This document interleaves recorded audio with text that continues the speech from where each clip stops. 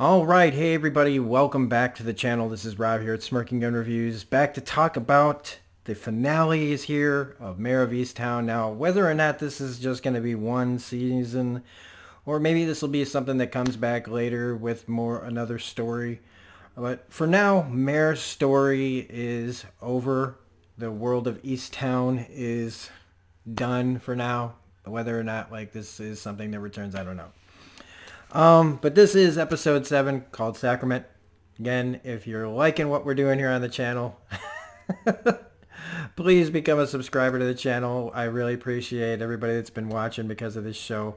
We will be continuing to watch more stuff, especially from HBO. I've started looking up some new things that are coming and going, and some new shows that are coming to other channels we'll be talking about. I think we're going to be talking about the Kevin Can Go Fuck Himself show on EMC. That sounds like a lot of fun. Well, what else is going on here? HBOMax crashed. I don't know if anybody else had this happen. I know at least one other person that was having a hard time getting on. People were turning on their cable. I couldn't figure out how to watch this. HBOMax just would not work, and it was about 15 minutes into the episode. I paid $15 to watch this episode. I had to go on Amazon Prime and order a month of HBO just to get this review out, to watch this. So I hope you guys like this review. Otherwise, at the end, we'll erase your memory anyway. So, I've been thinking about this because we talk about speculation and everything. Really, this show should be about how you don't really know anybody, even your friends and family. It could be hiding all sorts of shit. But also the stuff that people just carry around with them, When we think about the family that's, destroyed in this, and all the things that people do for their family, that, my family, I don't know. My family's weird. I don't think anybody in my family would have ever gone to these lengths to save me. But the thing is, I don't know. I don't know, because none of us ever murdered anybody before. Not that I know of. So anyway, let's just talk about it, because the big surprise, right? I said that it was going to be a letdown no matter what. I can at least say that I wasn't really thinking about the son. They did a pretty decent job at making him just feel like a pawn. I'm sure there's probably some of you out there that were like, oh, I knew all the time, but in all the comments that I got for this show, people were pretty locked in with John being the killer after all the speculation that we had. And there was still a couple, somebody said Lori, and you know what? I almost went down that road in this episode. I almost did. It wasn't until he said that somebody mows his lawn, and I went, oh, it's the kid. I actually thought it might have been Lori back when they were talking about, when Frank says, how can somebody, John was laughing and took me home. How can he be laughing and stuff and, not act like anything had gone wrong? And I was like, oh, it's because he didn't do it. He was willing to kill himself at the beginning of this episode to protect his son. So yes, it's revealed that Ryan Ross killed Aaron. I was just trying to scare her. Which seemed to be everybody's line. John, oh, I didn't mean to do it. So I didn't really see that coming. It was pretty decently hid. It's something that I wish that I'd really been picking up on. But again, because this show has you pulled in so many different directions, even with Dylan's thing, which, let's just talk about that real quick. Dylan's thing was nothing. They took the journals to protect Aaron. They took the journals to they acted so shady about everything. So it was basically because Dylan wanted his parents to keep DJ. He was willing to do all this to keep, and honestly, then at that point I was like, if Lori found out that, somebody else wanted DJ, I'd have been like, take him. And I know I've caught flack a little bit over this about, oh, people don't want to give up their kids. And look, I'm not a parent. But I know this, that if somebody had me raising their kid and it wasn't mine, I'm just not that good a person. I'm just not that good a person. If my wife, let's say, had an affair on me and had another kid with somebody else, right? And said, hey, I want you to take care of this kid for me because it's mine. Might not be yours, but you could love it like it's yours. And I'd be like, no. I know this about myself. If it makes me a bad person, sorry. I don't have that in me. I wouldn't have that in me. I know it. But again, who knows? You know, thank God I don't have to answer. I don't have to answer any of those questions. But all in all, I mean, I thought this was a pretty decent wrap up. I think it went on a little too long at the end. I think it wrapped up things. There were a few problems I had with it. One was, and I'm sorry, I guess I'm being cold about this, but Lori should be under arrest for obstruction of justice. She knew, she covered it up. That's obstruction of justice. I don't care if she's Mare's friend. I don't care if this ruins her family. That's life. It's the story should have followed that, and that's my own issue. Again, because I don't relate. I don't relate to this, really. My family's weird. If anybody who knows me and talks to me and knows my channel, I was raised in a cult. I wasn't raised in a community family. I was raised in a religious, closed off, only talk to the other cult members family. And so this community that the kind of family that protects itself like this, nobody in my family would ever do this because they would turn us in because it would be the Lord's, you have to pay for your sins kind of thing. It wouldn't be, we got to cover this shit up. So I'm like, yeah, she should be arrested for obstruction of justice, just like Mare shouldn't even be a cop anymore for planting drugs on Carrie. But it's not a perfect world, and things, as other people have in the comment section have pointed out, that's not how things work all the time in the world. Cops get away with things. People just lie. And that shows what kind of world we're living in. And again, thankfully, I've never been in a position like this. I sympathize. I sympathize like crazy. I sympathize a lot with Lori, actually. It's just, you make choices. We all have to live with them, and we all have to pay the price when we fuck up and we get caught.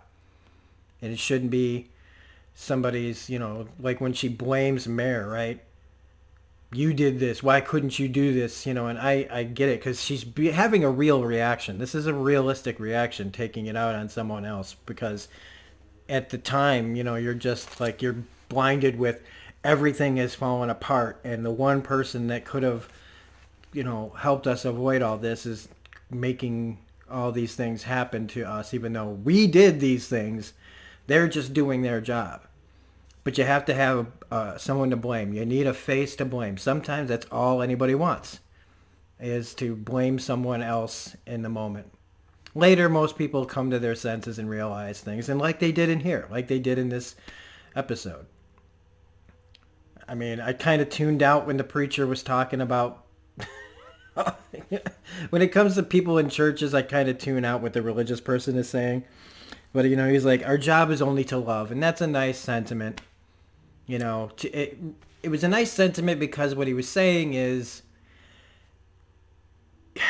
when you love someone, they are, like a family member or whatever, like you keep trying, even if they tell you to fuck off.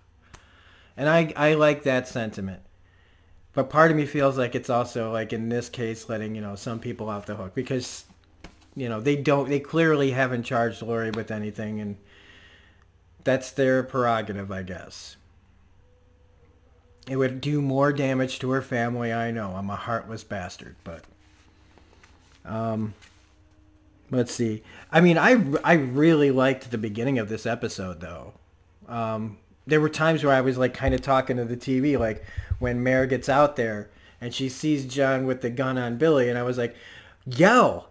Just yell. He'll stop. At least stop pointing the gun at Billy. Like, at least he'll know he can't, it's not going to be an unwitnessed crime. And good, she yells out. You know, I was happy to see that, because it felt like she wasn't going to say anything. When John started to turn the gun on himself, that was pretty intense. He was willing to go down with the ship. And it seemed like at the time, he was just trying to unburden himself in the confession. But really, he was just trying to, like, cover all this up. And he was willing to die. He figured if he killed himself, nobody's going to come look any further into this, probably. But in the moment, who knows what he was thinking, when somebody's willing to just go, fuck it. But, I mean, this whole Lori, what's that? Is that their name? Ross? The Ross family, man, they're all kinds of messed up. But I was thinking about the speculation, though, about this. And this will be the last thing I talk about for the speculation side of things is I kept thinking, like, when we find out for sure what happens, and I've been sucked into it too, is like, isn't it better to be wrong, though? Isn't it better to be wrong about what we think is going to happen and they give us a different option? When they actually reveal what happened and we're wrong. Isn't it better to feel fooled, to feel tricked? To feel like, oh, crap, whoa, didn't see that coming?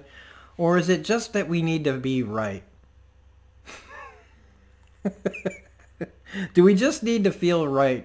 Feel that we're right every once in a while. We can go, yeah! Or is it, maybe it's just both. I don't know. It's probably both. I liked it. They were using burner phones. That was, a smart thing for him to say, even though, again, this, isn't how it all went down. Because I was going to say, if he killed her over paying for the ear, surgery, but through all this, I'm like, I was sucked in. I was like, okay, we're wrapping this up. John did it. But then it was like when Frank says, I don't understand how he could act like that. And then I was convinced, once the woman he said he had an affair with was very convincing that she did not have an affair with him. And I went, oh, it's Lori.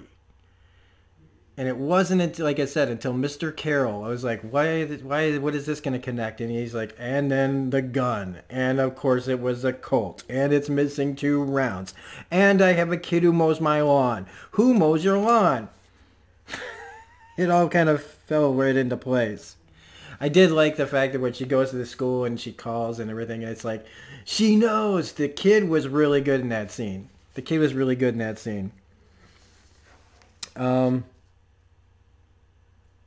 Lori knew when John went to take Billy to the cabin. What else do we got here? It was a little disappointing, the Dylan thing. I mean, it got wrapped up really quickly. And Richard was just a guy. He was just a teacher. He's leaving for a year. That's it. Guy Pearce was just the love interest. And that's a subversion of expectation, that I thought, like a lot of people thought at first, you get Guy Pearce, he's going to be, ooh, you don't hire Guy Pearce from LA Confidential to be in a show like this and then have him be nothing. And he wasn't nothing. He's a character for Mare to bounce off of. Something that, to ground the character in reality, that she's trying to juggle a romance with all the other things that are keeping her from dealing with grief, which is the last thing we're going to talk about, because this is about Mare. The show, in the end, is about Mare and all the ways that all these things affect her, and how, she hasn't dealt with the grief of her son, Kevin. She's been taking on all these cases and taking on all these responsibilities and feeling like if I solve these things, I can just keep bearing my grief and not dealing with it. And grief to me is like any other addiction. You can be addicted to the grief, but not like where you want it. You don't want to be grieving, but rather than dealing with it, the addiction is coming from not dealing with it. And finally, we have her in this place where, she goes and she talks to her friend, and, You know, they collapse in each other's arms, and she's finally ready to go up into that attic. You know, letting Shaban go to college, all those things. The fact that she didn't lose the kid, which I was kind of surprised at that section because I thought maybe they'd work something out with Carrie. But it turns out she was using to stay awake. And rather than say, hey, we'll work something out, you know, she could have just been like, they could have written the character to just be like, I need help taking care of him. I can't do it by myself. But they chose to, you know, continue her drug problem, which, again, is also realistic. Many people relapse. But I did think that they would try to maybe work some kind of split deal because Carrie did really want to be a mother to the kid. So that's nice. So that's it, basically. You know, Mare finally goes up into the attic, and that's where it ends. And you know that she's in, by the end of this, in somewhat of a healthier place or trying to get to a healthier place. And I guess that's all we can really ask for. I mean, I wasn't sure how it was going to end up for Mare, but here we are. So, anyway, that was Mare of Easttown. Well, again, whether or not we get any more, we'll find out someday. I don't know. It'll probably be on the internet whether or not we'll, you know, do you think there's going to be more stories about Mare? I don't think that this is... Oh, I guess we should quickly mention Katie, the girl who was missing, did get a house from the... It was probably the addict's brother's house that they changed up. So that was a nice end to that bit of story as well. But otherwise, I think Mare of Easttown's pretty good. I think the Underground Railroad that I'm covering is a much better show as far as like when you talk about award seasons. I think Kate will be nominated for this, but I don't think she can beat the main actress in the Underground Railroad if that gets nominated against this. Because it's also going to probably be going up against The Handmaid's Tale, which means they'll be going up against Elizabeth Moss. So who knows, come award time, where this show will stack up. It might be, you know, even nominated for Best Limited Series, but then so was the Underground Railroad, and I think Underground Railroad will probably kill that category as well. But at least, you know, just being nominated, this is a pretty good show in the end. It gave me something that I didn't see coming, and so that's all you can really ask for, and Mare's in a good place. So, if you liked this review, please hit the like button, comment, share, subscribe. Again, we're close to our 2,000 subscriber count. If you didn't like it, well, we can change that. If you want to remember, you want to forget that you heard any of what I just said, well, that's why we got this little baby right here. We got our little neuralizer, so anybody who does not want their mind erased, please close your eyes, because we're about to give you a better memory.